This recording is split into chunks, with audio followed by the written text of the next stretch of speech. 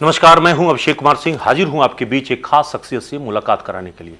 और आज हमारे बीच हैं भाजपा के प्रदेश अध्यक्ष सह सांसद दीपक प्रकाश जी।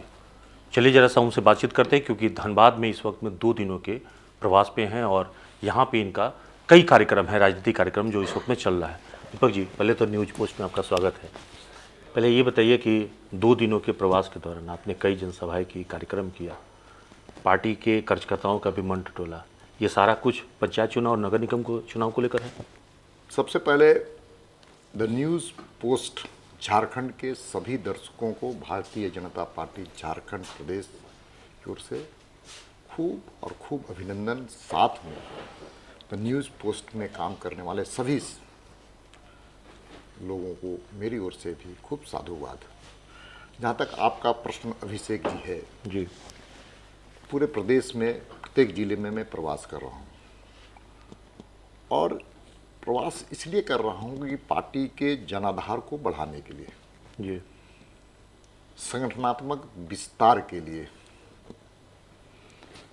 केंद्र सरकार की मोदी जी की उपलब्धियों को सतही तौर पर लोगों को पहुंचाने का और उन उपलब्धियों को कार्यकर्ताओं के माध्यम से जनता के बीच में ले जाने का। जी, साथ ही साथ केंद्र सरकार की योजना जिनके लिए बनी है, जो नितांत आवश्यक लोगों के लिए योजना बनी है, उस योजना से कोई वंचित ना हो जाए, ये भी पार्टी के कार्यकर्ताओं को आह्वान कर रहे हैं।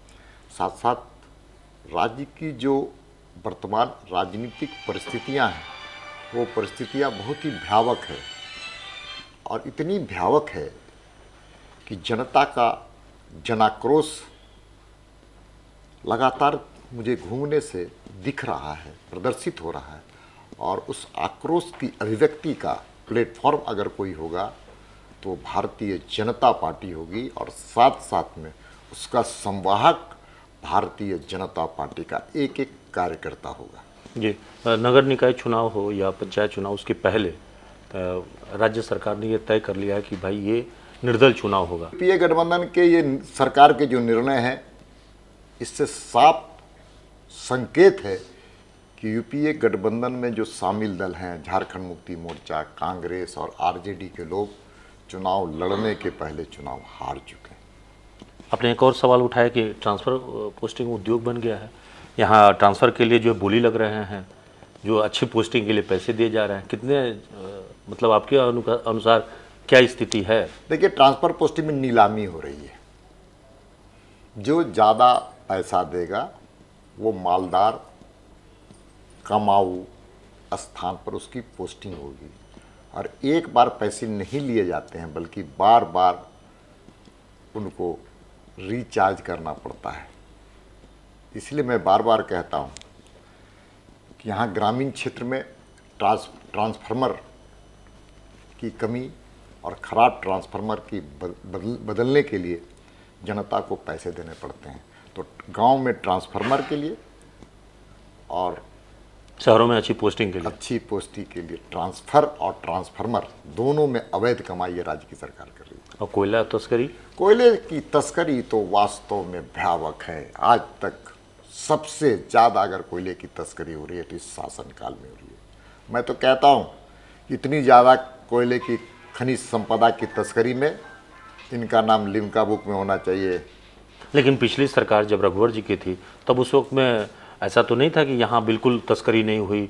बाघमारा विधायक ढुल्लू महतो से लेकर कई लोगों की चर्चा रही। दो चीज़ें हैं अभिषेक जी, एक संगठित ढंग से कोयले की तस्करी, एक असंगठित ढंग से कोयले की तस्करी। संगठित ढंग से कोयले की तस्करी में सत्ता और सरकार का समर्थन प्राप्त। तो आपकी सरकार में, पिछली सरकार में व्यक्ति विशेष को छूट था केवल, माने सरकार नहीं शामिल थी? सरकार कभी भी शामिल, भारतीय जनता पार्टी की सरकार जब रहती है तो राज्य में विकास होते हैं। अवैध खनिज संपदा की तस्करी पर रोक लगती है। इसलिए मैं आपको फिर से ले जाना चाहता हूँ। इसलिए अभिषेक जी, आपने बड़ा अच्छा प्रश्न पूछा जी। जब भारतीय जनता पार्टी की सरकार बनती है तो खनिज संपदा की रॉयल्टी बढ़ती है। अच्छा।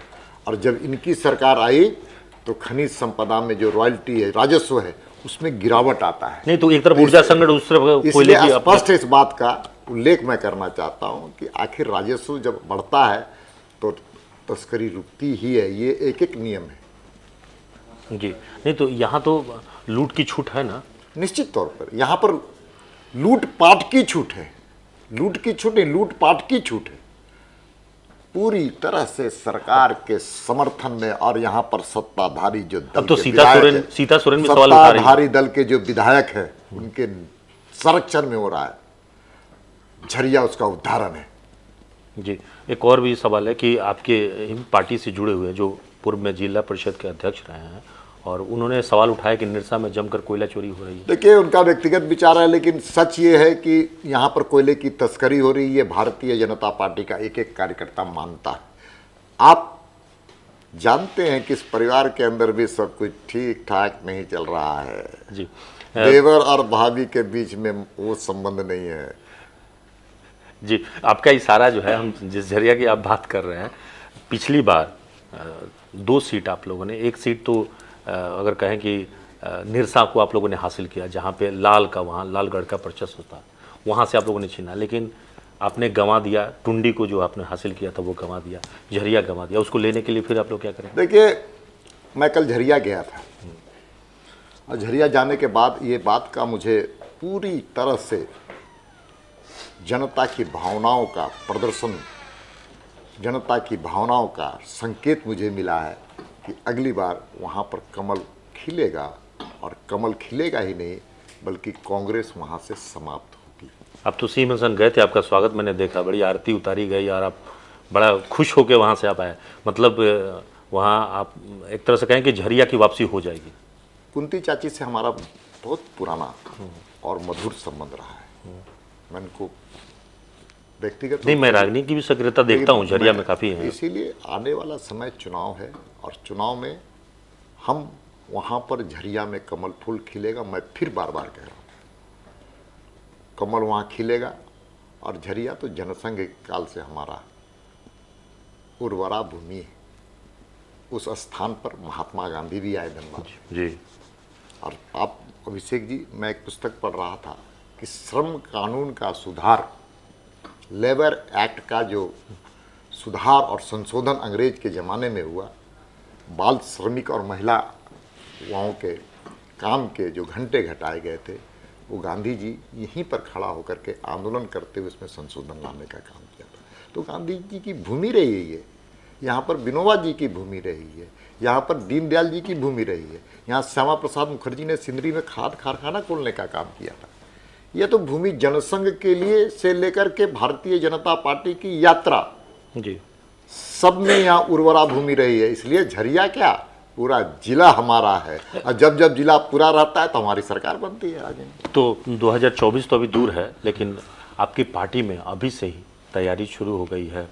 यहाँ संसदीय सीट को लेकर कई बार देखते हैं कि पूर्व मेयर और आपकी विधायक के बीच में भी नुरा कुश्ती हो जाया करती है। देखिए अभिषेक जी, अच्छी बात है ना, भारतीय जनता पार्टी का कार्यकर्ता किसी समय, किसी पल, किसी क्षण चुनाव लड़ने और लड़वाने के लिए कुव्वत रखता है। एकमात्र राजनीतिक दल है भारतीय जनता, जो जीवंत है, धारदार है, जनता की जन समस्याओं के लिए अग्रसर है। और चुनाव जब भी घोषणा होगी उस समय में हमारी पार्टी पूरी तरह से मुस्तैदी से लड़ने के लिए भी तैयार है। तो फिलहाल पंचायत चुनाव और नगर हर निकाय चुनाव के लिए हम हर चुनाव भारतीय जनता पार्टी ने तय किया है।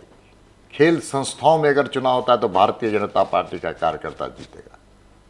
किसी प्रकार भी संवैधानिक और लोकतांत्रिक व्यवस्था में चुनाव होंगे तो भारतीय जनता पार्टी का कार्यकर्ता चुनाव लड़े, और चुनाव लड़े ही नहीं, चुनाव में जीते, ये भी भारतीय जनता पार्टी चाहिए। जी, तो ये थे दीपक प्रकाश जी, जो बता रहे थे कि पंचायत चुनाव हो या नगर निकाय चुनाव, दोनों ही चुनाव को लेकर पार्टी जो है पूरी तरह से कस कर तैयार है।